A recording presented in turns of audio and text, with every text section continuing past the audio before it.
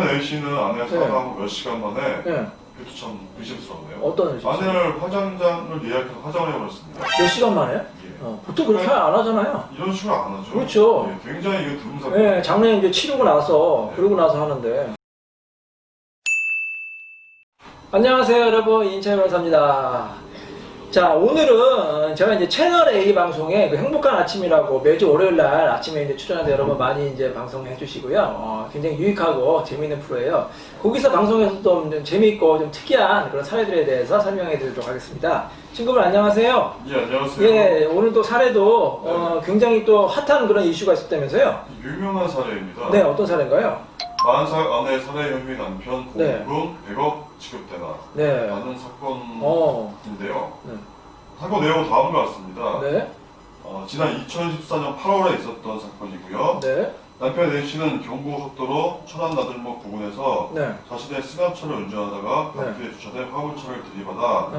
동순한 캄보디아인 아내를 숨지게 한 혐의로 기소됐는데 사고 당시 24세로 임신 7개월이었던 아내 앞으로 11개 보험사에서 총 25개의 보험이 가입되어 있었습니다. 따라서 아내가 사망할 경우 95억 원 상당의 보험금 지급이 가능했던 사건인데요. 네. 그래서 어떻게 됐나요? 수사를 받게 됐나요? 일단 남편 A씨와 유족을 만난 보험 설계사가 네. 이제 캄보디아의 아내가 사망을 하지 않았습니까? 사망했죠. 네. 이들의 태도를 수상히 여겨서 경찰에 알렸고 네. 이후 이제 경찰에서 수사가 시작됐습니다. 네. 조사에서 남편은 졸음운전을 하다 화물차를 못 보고 부딪혔다 네. 진술했는데요. A씨는 1심에서는 무죄, 네. 2심에서는 무기징역을 선고받았습니다. 네. 하지만 이제 그로부터 3년 후에 네. 2017년 대법원은 네. 다시 무죄 취지로 사건을 대전고법으로 돌려보내게 됩니다. 네. 자신의 2세를 임신한 아내를 살해할 급박하고 명백한 동기가 입증되지 않았고 네. 고의 사고를 뒷받침하는 직접적인 증거도 부족하다는 이유에서였습니다. 어떻게 증거가 하나도 없을 수가 있었나요? 수사 보통 이제 이런 거는 초동에 이제 살인범인지 아닌지 수사를 하게 되는데 조금 이제 아쉬운 뭐 그런 과정이 좀 있었나 봐요. 일단 이제 처음에 교통사고가 난 다음에 네.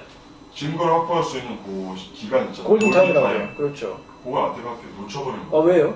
남편 A씨는 아내가 사망하고 몇 시간 만에 네. 그것도 참 의심스럽네요. 어떤 의심? 아내를 화장장을 예약해서 화장을 해버렸습니다. 몇 시간 만에? 예. 보통 그렇게 안 하잖아요. 이런 식으로 안 하죠. 그렇죠. 예, 굉장히 이거 드문 사건. 네, 장례 이제 치르고 나서 네. 그러고 나서 하는데. 그러니까 경찰은 부검을 할 기회도 놓쳤습니다. 그렇겠네요. 아내가 화장이 됐으니까. 그리고 그 바로 네. A씨는 여러 개 보험사에 25개나 되는 보험이 가입되어 있는 이 사실을 얘기하고 네. 보험금 청구하게 된 거죠. 아. 경찰도 나중에 이 사실을 알게 됐습니다. 네. 자, 그래서 어떻게 됐나요? 법원에서는 6년 동안 공방이 있었다면서요? 예. 그래서 어떻게 됐어요? 6년의 공방 끝에 지난 8월 10일 네. 남편 A씨는 살인죄가 아닌 교통사고 처리 그렇죠. 치사죄 네. 그리고 금고 2년 선고받았고요. 네. 살인을 전제로 한 보험금 청구 사기 혐의는 무죄로. 네. 남편은 보험사를 상대로 보험금을 지급하라며 민사소송을 제기한 상태입니다. 예. 아까 95억이었던 예, 95억. 보험금은 예. 이자까지 이자 현재 100억이 100억이 넘는 그런 금액이 이제 지급이 될 가능성이 있겠네요. 자, 저도 이 뉴스를 이제 관심 있게 이제 봤어요. 뭐 워낙 이제 많은 이제 뭐 국민들이 보셨는 건데 또 사실 좀 의심스러운 점이 굉장히 많아요. 맞습니다. 그렇죠. 일단은 예. 일단은 나이 차이가 굉장히 많이 나네요. 남편은 50대고요, 그죠? 아내는 20대. 네, 20대고. 50대. 네, 뭐 30살 넘게 차이 나고 더군다나 딸거리죠. 외국인이었죠. 외국인이었고 임신 중이었고. 자, 근데 이제 보험은 물론 들 수가 있어. 우리가 이제 뭐 보험을 들 수가 있는데 일반적으로 부부 뭐 대상으로 생명보험 들 때 뭐 한 개 정도 들죠. 한두 개 정도 많아야 들어요. 뭐 2개? 이렇게 뭐 몇 개라고요? 지금? 20개 넘게 들어. 25개. 예. 25개. 보험사 25개 보험을 들었다는 것 자체가 좀 의심스럽고, 또 제가 생각해 보니까 2달 전에, 아내가 숨지기 2달 전에 가입한 보험금이요, 무려 30억 9천만 원이었어요. 아니, 30억짜리 보험금이 있나요? 저는 처음 들어보는데요. 저 서민이라서 처음 그 30억 보험금이면 보험료도 상당히 많이 나왔을 것 같고, 한두 개도 아니고 굉장히 의심스러운 정황이 들어요. 이제, 뭐 아직 이제 무죄가 나왔지만, 다른 사건의 예를 들면 이렇게 범행 동기가 중요하지 않습니까? 근데 범행 동기를 파악하는 것 중에 돈을 노리고 혹시 그 범행을 저지르는 거 아니냐? 그 중에 하나가 이제 생명보험이잖아요. 생명보험금이 이제 너무 지나치게 거액일 경우에는 보험 사기라든지 범행을 의심하게 되는데요.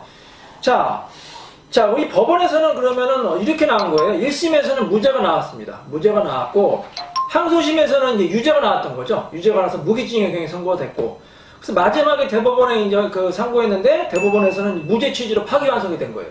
파기환송이라는 거 아시잖아요. 대법원에서 이제 결론을 딱 내리는 게 아니라, 이 항소심, 하급법원의 판결이 잘못된 것 같다고 이제 돌려보낸 거예요. 근데 대신 무죄 취지로 돌려보낸 거니까 항소심에서는 이제 파기환송되는 거야. 항소심에서는 여기는 고등법원이었죠.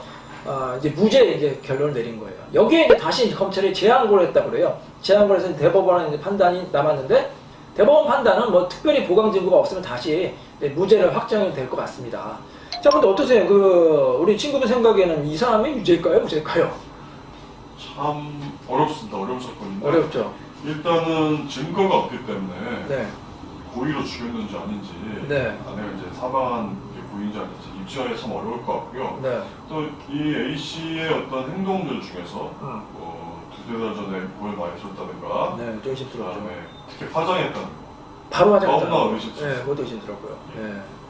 그리고 저는 또 이상한 게 있어요. 보통 이 생명보험이라는 거는 이 우리 법에는 반드시 서면으로 동의를 받게 되어 있습니다. 이런 혹시 뭐 꼭 이 사건이 아니더라도 혹시 범죄에 연루될 위험성이 있기 때문에 구두로만 합의하면 되는 게 아니라 반드시 피보험자라고 하죠. 이 보험 계약을 이제 체결하는 당사자가 있고 여기는 남편이었죠. 그다음 피보험자는 이제 그 사람을 대상으로 하는 보험인 거예요. 예를 들어서 이제 저희 공부할 때 이렇게 배웠어요. 피 흘리는 자가 피보험자다. 뭐 다치거나 죽으면 피가 흘리잖아요. 그래서 그 사람은 피보험자. 이 사건에서는 아내가 되겠죠. 아내가 피보험자고 그 다음에 수익자, 이 보험금을 받는 사람이 수익자가 되겠죠. 그게 3주체가 있는데 이 사건은 이제 이 남편이 보험계약을 체결하고 아내를 피보험자로 하고 수익자는 본인과 상속인으로 지정을 한 거예요. 그러니까 이제 아이가 있으면 아이하고 이제 공동 상속이 되고 아이가 없는 경우에는 이제 부모님하고 상속받게 되는데 자, 이 사건에는 아이가 있는지 없는지는 아직 안 나. 아이가 태아였죠? 만삭이었으니까. 임신. 아이도 같이 사망을 한 거 아닙니까? 얼마나 안타깝습니까? 자, 그래서 이제 결국 법원에서는 이 고의범인 살인죄 인정 안 했고 치사죄를 인정했어요. 이 교통사고 과실범이다. 교통사고 처리특례법상 교통사고 처리는 치사죄로 업무상 과실, 중과실이 있다고 해서 징역형도 아니고 금고형을 받았습니다. 금고형이란 건 뭐냐면 교도소에 가서 일도 안 해요. 노역도 안 하고 그냥 2년만 있다가 나오면은 이 남편분이 이제 보험금을 받을 수가 있는데 자, 근데 이런 게 있습니다. 자, 이 형사재판에서는 어느 정도 증거가 있어야지만 유죄를 인정할 수가 있을까요? 예를 들어서 저희 가사 사건 같은 경우에는 뭐 제가 이제 가사 전문이긴 한데 이 증거라는 게 꼭 아주 명백한 증거가 없어도 법원에서 정황 증거만으로 인정되는 경우가 있어요. 예를 들어서 그 아내가 남편한테 맞았다고 진단서를 내잖아요. 근데 진단서가 직접적인 증거예요? 아니죠. 진단서는 그 의사가 그 사후에 한참 후에 그냥 환자의 상태를, 환자의 진술만 보고 뜨는 거잖아요. 그래서 실제로는 남편이 때렸는지, 아내가, 뭐 자해했는지, 반대일 수도 있어요. 뭐 남편이 맞았다고 하면 남편이 뭐 어디 가서 뭐 스포츠 경기에 다쳤는지 알 수가 없어요. 하지만 법원에서 인정해줘요. 마찬가지예요. 근데, 민사도 마찬가지예요. 근데 이 형사에서는 어떤 사람을 처벌하고 교도소에 보내는 거잖아요. 그래서 완벽한 증거라고 해요. 그래서 정황 증거만 가지고는 원칙적으로 증거가 안 되고 확실한 직접적인 증거가 있어요. 살인자 같은 경우에도 예를 들어서 뭐 살인 흉기에 뭐 지문이 찍혔다든지 아니면 뭐 CCTV가 찍혔다든지 아니면 뭐 어떤 혈흔이라든지 DNA가 있다든지 이렇게 직접적인 증거가 있어야지만 되는 건데 이거 지금 교통사고잖아요. 교통사고이기 때문에 이 사람의 그 살인의 고의로 정말로 교통사고를 일부러 냈는지 아니면 정말 실수로 했는지 알 수가 없단 말이에요. 그래서 법원에서는 직접적인 증거가 없기 때문에 부득이 무죄 판결 나온 게 아닌가. 우리 법원에 이런 말이 있어요. in dubio pro reo. 그런 말이 있는데 이게 무슨 뜻이냐면 의심스러울 때는 피고인의 이익으로 무죄 추정의 원칙이라고 들어보셨잖아요. 그래서 확실한 증거가 없을 경우에 법관이 합리적인 의심이 없이 정말 확증이 있을 경우만 유죄를 할 수 있지 조금이라도 의심이 있다. 이 사건 같은 경우에 마찬가지예요. 남편이 물론 고의로 사고를 낼 수도 있지만 정말로 실수로 낼 수도 있잖아요. 뭐 졸음운전을 하거나 만회하나 그럴 수도 있기 때문에 이 남편에게 무죄 판결 내렸고 또 이 무죄라는 게 법원에서 무죄라는 게 이 사람이 죄가 없다 그게 아니라 이런 뜻이에요. 증거가 불충분하다. 미국이나 영국에서는 not guilty라고 하거든요. guilty가 유죄고 not guilty 유죄가 아니다. 그럼 풀어주는 거예요. 그러니까 우리나라도 무죄 판결에 이제 많은 사람들이 비난을 하는데 꼭 이 사람이 죄가 없다는 걸 확인하기보다는 유죄로 입증할 만한 증거가 없기 때문에 어쩔 수 없이 풀어준다 이렇게 해석을 하면 될 것 같습니다. 그렇다면은 마지막으로 보험금은 네. 보험사에서 지급을 해야 되는 겁니까? 어떻게 되는 거죠? 일단은 무죄가 났기 때문에 보험사에서 지급을 하는 게 원칙인데 이 보험사에서는 이거 보험사고를 강력하게 의심을 하고 있어요. 그래서 보험금 지급을 좀 거부하고 있는 것으로 알고 있고요. 지금 현재 민사소송을 제기하는 것으로 알고 있어요. 근데 이 형사재판하고 민사재판은 반드시 꼭 일치해야 될 필요는 없습니다. 형사재판에서는 무죄가 됐지만 민사재판에서는 이거는 또 유죄를 봐가지고 보험금 지급을 거절할 수도 있어요. 이런 경우가 있었는데 2012년에 의자매 독초 자살 방조 사건이라고 있었어요.